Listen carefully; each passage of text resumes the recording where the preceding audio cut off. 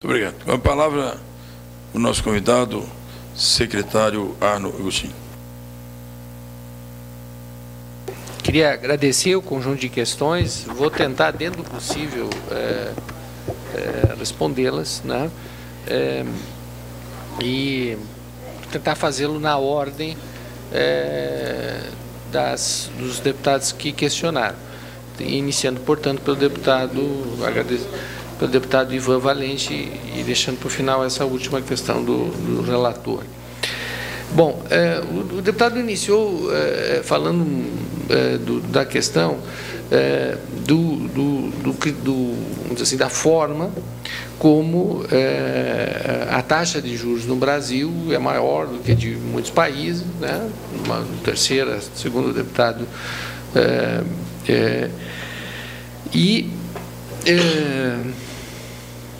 questionando a questão das operações feitas pelo Banco Central, se elas fazem parte ou não desse endividamento, enfim.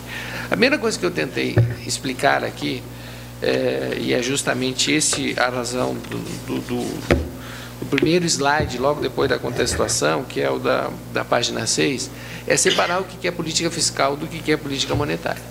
Ou seja, e eu disse essa frase que a deputada João Moraes, inclusive, percebeu, enfim, porque eu acredito nela e ela é resultado da nossa análise, ou seja, de que hoje no Brasil a taxa de juros ela é definida basicamente por razões de política monetária. Não há pressão fiscal. Portanto, a taxa de juros é a que é porque o Brasil ele optou por um sistema de controle de inflação no qual a taxa de juros tem uma importância grande. E o Copom faz a análise e conclui, olha, essa taxa de juros é aquela que mantém a inflação na meta. É por isso, né? Não é por uma razão de uma pressão decorrente dos gastos, na minha visão, respeito a outras, evidentemente que há outras, né? Mas é basicamente por isso. Bom, há uma definição do ponto de vista de política de combate à inflação, no qual a taxa de juros tem uma responsabilidade. E, para isso, o Banco Central tem um instrumento, que são os títulos que o Tesouro coloca à disposição do Banco Central para fazer as operações chamadas compromissadas. São operações, boa parte delas diárias, boa parte delas de prazo curto, que são justamente a forma de enxugar a liquidez. Elas não fazem parte do estoque da dívida pública do Tesouro Nacional, ou seja, elas não estão nesses relatórios aqui, elas são do Banco Central. Elas são, basicamente, a contrapartida das reservas.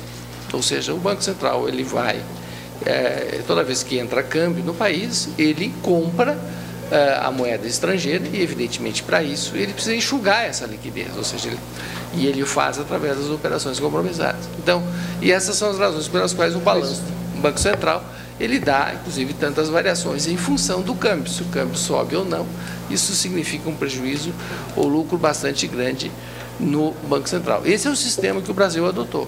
Então, é um sistema... Mas eles remuneram os banqueiros, no final das contas, com a taxa de juros lá em cima. Para comprar o quê? Credibilidade? Eles retiram do mercado um conjunto de valores que entendem que, se ficassem no mercado financeiro, levariam ao aumento de inflação. Basicamente, esse é o modelo. Exatamente, exatamente, o enxugamento do liquidez. Então, esse é o modelo. Quando eu digo que não é uma razão fiscal, é porque no passado você podia ter a visão que quisesse, que do jeito que era fiscalmente o Brasil, ele não tinha esta possibilidade de reduzir taxas de juros como agora estamos reduzindo. Na velocidade correta ou não, isso é um debate no qual a Secretaria do Tesouro Nacional não tem por hábito entrar, não vou mudar esse comportamento, porque trata-se de matéria de decisão de política monetária e do Banco Central. Agora, hoje o Brasil tem opções. Hoje o Brasil pode fazer uma política monetária num sentido ou no outro. No passado ele não tinha, porque a dívida era muito alta. Ela vencia muito ao longo de um mesmo ano. Então não tinha opção. Ou seja, se você não conseguia colocar o título, o país quebrava.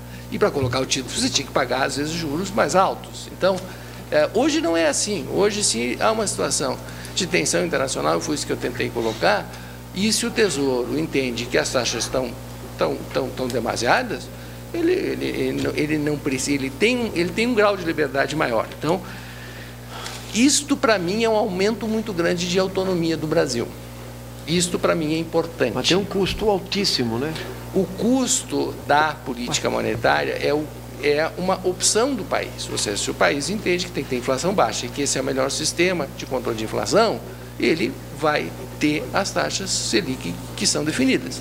Uma opção. Mas é uma opção do país, coisa que já no passado não era assim. Claro, é uma escolha. O deputado Ivan Marelli colocou várias críticas às agências de rating. Eu até já fiz essa manifestação já na minha primeira manifestação. Evidente, eu acho que o mundo inteiro e elas mesmas sabem que elas não tiveram bom desempenho no último período, né?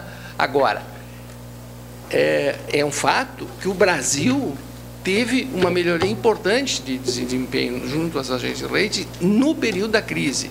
Por que isso? Porque os nossos fundamentos são muito bons, isso é apenas ou seja, até elas tiveram que reconhecer isso. Antes não reconheciam, isso o deputado tem razão. Por que eu digo antes não reconheciam?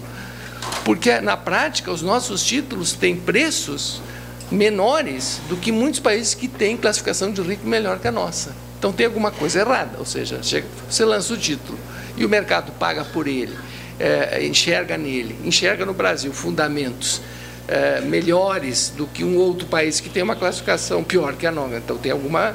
Né? Mas isso foi reconhecido e eu acho importante. Todos os itens que o deputado referiu, referente ao que é função do Tesouro, que é função do Banco Central, vou verificar. Tinha para mim informação de que o Banco Central tinha mandado todas as informações referentes ao período dele. O deputado está informando que não, e evidentemente que nós vamos, enfim, ver as razões pelas quais não ocorreu. Estamos à disposição para auxiliar no que for possível, para que essas informações cheguem a esta comissão.